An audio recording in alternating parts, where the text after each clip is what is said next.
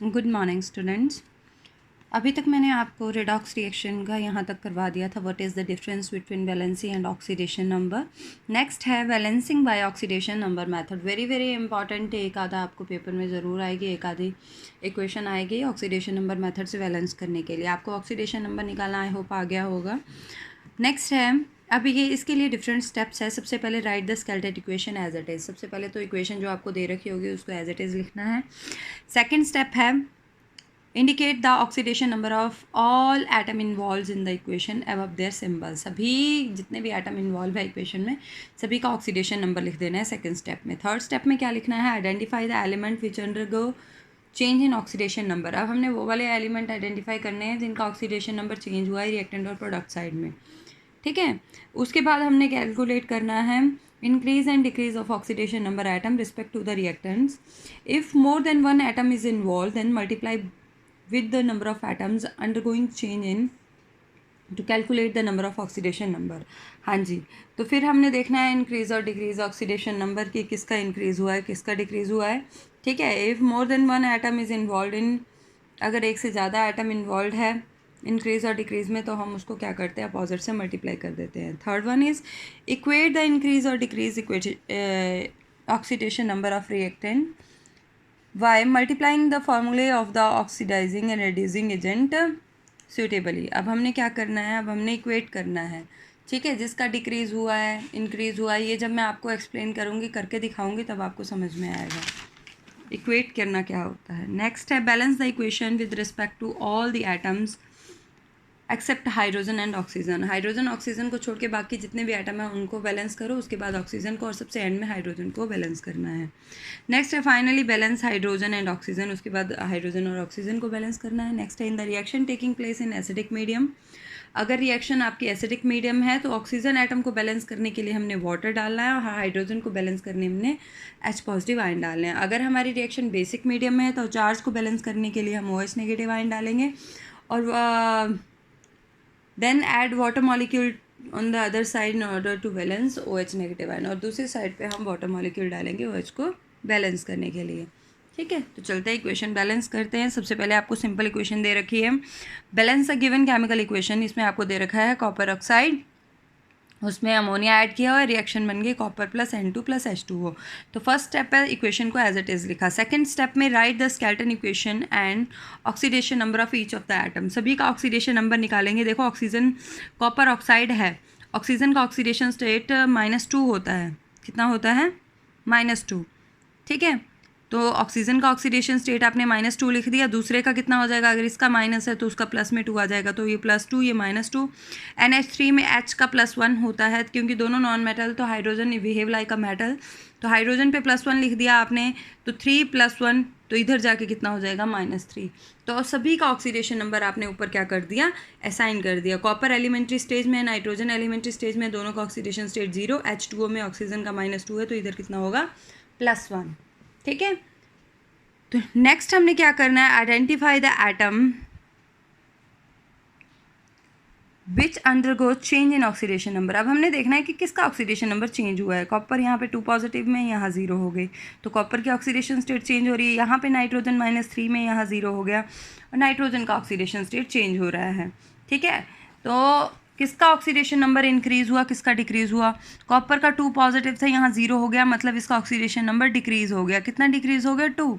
यहाँ पे नाइट्रोजन का -3 था, यहाँ 0 हो गया, मतलब इसका ऑक्सीडेशन नंबर इंक्रीज़ हो गया, कितना, बाय 3। Is it clear.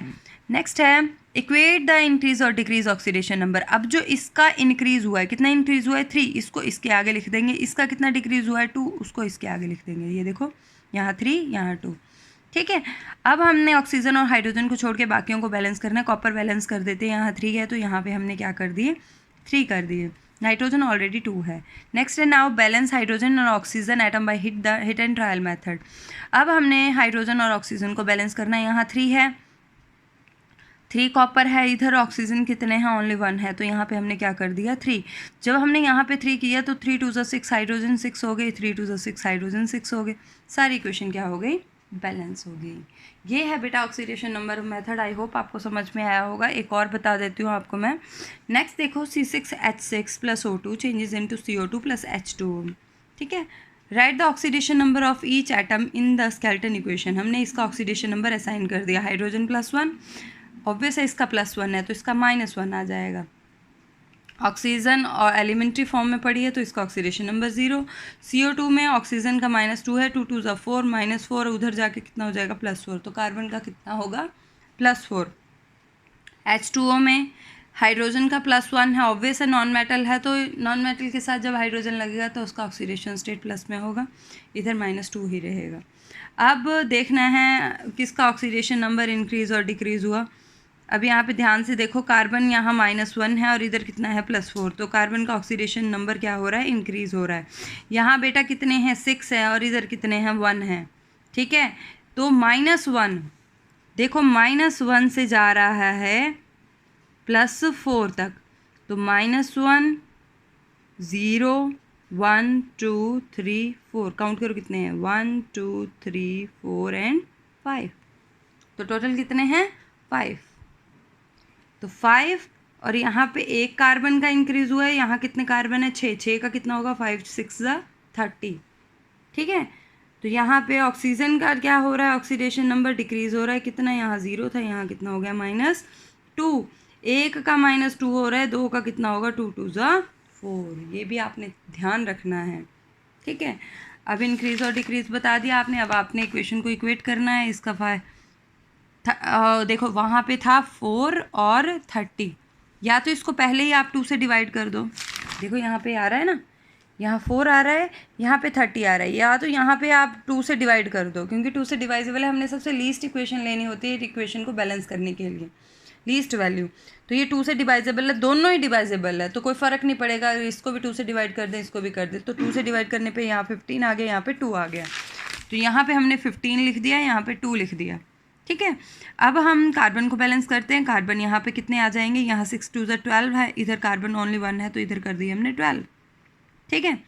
15 2 30, 12 2 24, तो यहाँ पे ऑक्सीजन कम है, यहाँ पे 25 है, हमें कितने चाहिए 30, तो क्या करेंगे, सारा कुछ बैलेंस है, सिर्फ यहाँ पे हमने 6 लिख दिया, तो 6 2 12, 6 2 12, हाइड्रोजन भी बैलेंस हो गए और ऑक्सीजन भी बैलेंस हो गए, 12 2 24, 24 + 6 = 30, सब कुछ बैलेंस हो गया ना।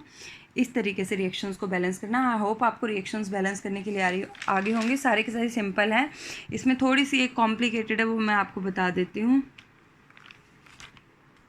वो ये वाली है, ये वाली इक्वेशन है, बाकी सारे के सारे सिंपल हैं। फिर भी अगर आपको कोई भी नहीं समझ में आती है तो आप मेरे से पूछ लीजिएगा। FeS2 + O2 changes into Fe2O3 + 5O2, ठीक है। सबसे पहले इक्वेशन को एज इट इज़ लिख लिया, उसके ऑक्सीडेशन नंबर असाइन कर दिए। याद रखना FeS2 में सल्फर का ऑक्सीडेशन स्टेट वैसे -2 होता है, बट यहाँ पे कितना होगा -1, कितना होगा -1। आपको पता है ना सल्फर को 2 इलेक्ट्रॉन चाहिए होता है अपना ऑक्टेट कंप्लीट करने के लिए, बट फेरन सल्फाइड में सल्फर का ऑक्सीडेशन स्टेट -1 होता है, यहाँ आपको याद रखना पड़ेगा, यहीं से सारी चीज़ें चेंज हो जाएंगी। यहाँ -1 है तो यहाँ +2 आ गए, यहाँ पे ऑक्सीजन एलिमेंट्री फॉर्म में 0 है, Fe2 +3 है, ऑक्सीजन -2 है, यहाँ पे सल्फर +4 है, यहाँ पे -2 है, सल्फर -1 से +4 जा रहा है, ऑक्सीडेशन नंबर इंक्रीज़ हो रहा है, ठीक है। यहाँ पे सल्फर और आयरन दोनों का ही ऑक्सीडेशन नंबर क्या हो रहा है, इंक्रीज़ हो रहा है, इसीलिए दोनों को हमने एक लाइन बना लिया। और यहाँ पे आयरन कितना इंक्रीज़ हो रहा है 1, देखो आयरन का इंक्रीज़ हो रहा है, ठीक है, प्लस सल्फर यहाँ पे 2 है, इधर 1 है, आपने इधर देखना है, इधर नहीं देखना, इधर 2 है तब आपने 2 से मल्टीप्लाई करना है, अगर इधर 1 है तो आपने 2 से मल्टीप्लाई नहीं करना। अब यहाँ पे 2 है ना, तो हमने क्या कर दिया 2, सल्फर के कितने हैं इधर 2, एक का 4 इंक्रीज़ हो रहा है तो 2 का कितना होगा 2 × 5, 2 5 10, 10 + 1 = 11। ये थोड़ा सा कॉम्प्लिकेटेड है, कॉम्प्लिकेटेड भी नहीं है, थोड़ा सा दिमाग लगाने वाली बात है। अगर 2 का इंक्रीज़ हो रहा है तो 2 को जोड़ के हम आगे चलते हैं, ठीक है। अब वैसे ही जिसका इंक्रीज़ हो रहा है डिक्रीज़ हो रहा है उनको इक्वेट कर दो, उल्टी इक्वेशन के आगे लिख दो, ऑक्सीजन वाला आयरन वाले के आगे लिख दो, आयरन वाला ऑक्सीजन के आगे, यहाँ 11 यहाँ 4 कर दिया हमने, ठीक है।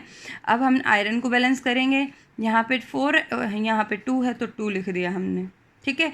यहाँ पे 11 2 22 है, यहाँ पे कितने हैं 2 3 6 6 7 8 है, तो यहाँ पे 22 करने के लिए हम क्या करेंगे 8 से मल्टीप्लाई कर देंगे, तो आपने सबसे लीस्ट वाली इक्वेशन लेनी है जिससे आप उसको क्वेश्चन को बैलेंस कर सको। आई होप आपको ये ऑक्सीडेशन नंबर मेथड अच्छे से समझ आ गया होगा। अगर फिर भी इसमें किसी को डाउट है, जितनी भी आपको इक्वेशन दे रखी है आपकी बुक में, आप सॉल्व करने की कोशिश करो। अगर आपको किसी में भी डाउट होता है, एनी टाइम मैं आपकी क्लास लूँगी ऑनलाइन, तब मैं आपसे पूछूँगी आपके डाउट्स क्या क्या हैं, वहाँ पे मैं आपको सब कुछ समझा दूँगी।